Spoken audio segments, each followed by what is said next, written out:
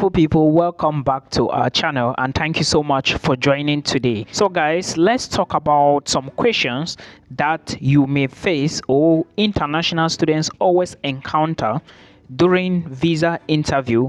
I mean students who want to migrate to the United States of America.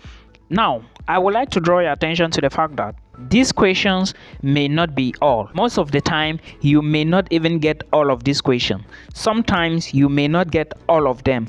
Sometimes none of them will be asked to you. But in this 2024, expect to get things like this often because this is from a survey of people who have actually passed through the US Embassy in 2024. Now, remember, if you are trying to study in America, let's talk about some details now before we come back to the questions that you should put into consideration in case you are targeting the United States of America. If you are trying to study in America, please try as much as possible to study on scholarship. Yes, try as much as possible to apply for scholarships, especially if you are going for masters and PhD. Even some bachelor students, they equally end up getting what we call scholarships. It may be partial funding, it may be full funding, but note that partial funding, you need to complete the balance if you must go for visa interview. However, full funding, you doesn't need anything. All right, you just need to go to the embassy like that without any bank statement if it's full funding and everything is covered, including your insurance. But if it's not full funding, or let's say if everything is not covered, you have to show money that you are going to cover the balance. Now, the reason I said you should try to study on full scholarship is because when you have a scholarship, it reduces your chances of getting the visa. Let me just put it this way: your chances of getting the visa is at least 65% already. That's, you are already 65% into getting the visa. But when you are trying to study in the US without a scholarship, your chances of getting the visa, especially from Africa, is like 20%. Guys, so now we already know what we are going to do, and there are various ways you can use to study in the US. There are videos on this channel where I talked about the various methods. You could usually do some research to know how to apply to grad school or how to reach professors. Now, let's talk about, after you gain these admissions, what you need now is visa application. For you to apply for this visa, you need to prepare well. Getting a scholarship does not guarantee a visa. Getting admissions does not guarantee a visa. Now, the first question you might encounter is, why are you going to study this program now? They want to be sure. They want to know why you want to study the program now. Why didn't you study it before? Why don't you wait 2 years time you study it? Why do you want to do it now? And this question most of the time comes up when you are already above 30 years. So you have to take note of this. It is very important. Now, another question you may encounter is, what are you currently doing?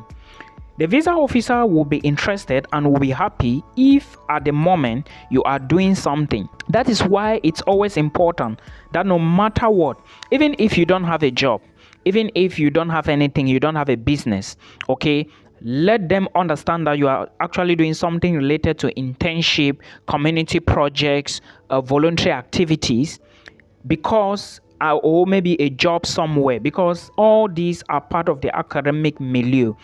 It speaks volume to the visa officer about you. So try to get all of this intact. Then the visa officer may ask you this question: what is your research interest or field?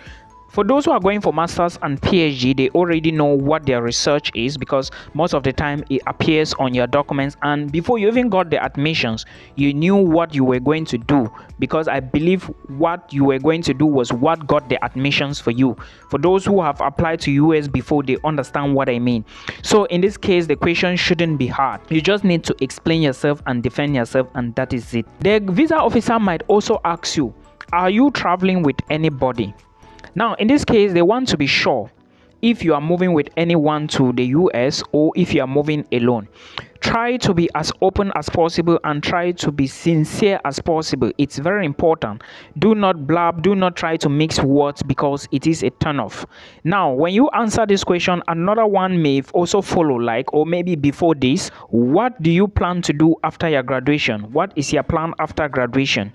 You have to also know why you are studying and what you plan to do after graduation. These visa questions are also similar to the things you are going to put on your letter of explanation when you are trying to apply for a Canada study permit. They are almost the same. If you have written what we call a statement of purpose before for Canada, then you should understand what I'm trying to say in this video.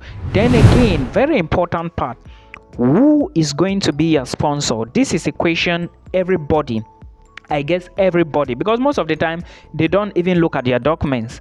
They only look at the form. I don't know if it's 160 form or how do they call it from their system, and they are asking you all these questions, okay? But this question will always come up. They would always come up. Sometimes they will even ask you to show them, especially for those when they notice that you have funding or full funding. They will always want to know how much is the funding and what it covers, because they want to be sure. So most of the time you are going to see who is covering your course. If you have a partial scholarship, say you are going to cover part of the scholarship, make them understand. If you have a full scholarship, tell them your university, because you have a full scholarship, you understand. But if you want to go to the embassy, I will always advise you to maybe just hold the scholarship document and your bank statement, right? Yes, just to show that you have some little money, because this scholarship money is not going to be distributed when you are traveling. You have to be in US for over maybe a month before you will start getting this money, or maybe 2 weeks, 3 weeks before you will start receiving this money. Now, if you didn't have money in your account, where are you going to stay? So these are some of the questions you need to put into consideration. They might equally ask you, are you married? Do you have siblings? Then you explain to them.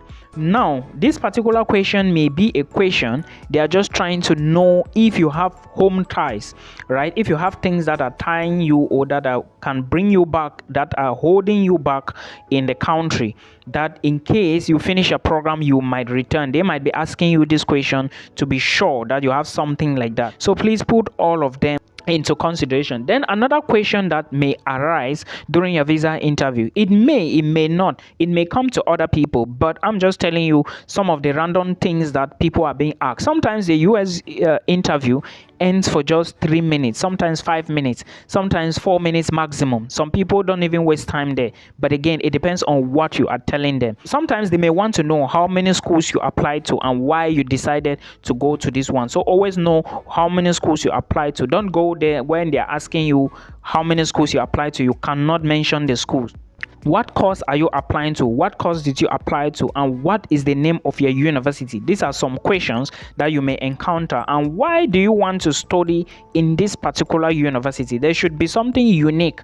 If it's a research you are going on, like masters and PhD students, then you should talk about the research and talk about why the others didn't have it. The school have it, but the others didn't have it. But because this is where you actually wanted to study, that is why you are going to this particular university. And do not forget, you need to explain yourself. Why did you choose the United States of America, not UK, not Australia, not Canada, not Germany? Why the US? You need to explain yourself properly, so they know. Maybe there are some things that you think the US have that these other people doesn't have. Excellent. If you have full funding, you can also leverage on that and say your schools or the schools in the US offer funding opportunities, but whereas you check some few schools, you can even give examples so they know that you've actually done your research. They never had scholarships. You understand? Things like that. You talk about the US, but remember, scholarship is different. US is different. The school is different. So try to be concise and go straight to the point. I hope this helps you. Till we meet again. Bye.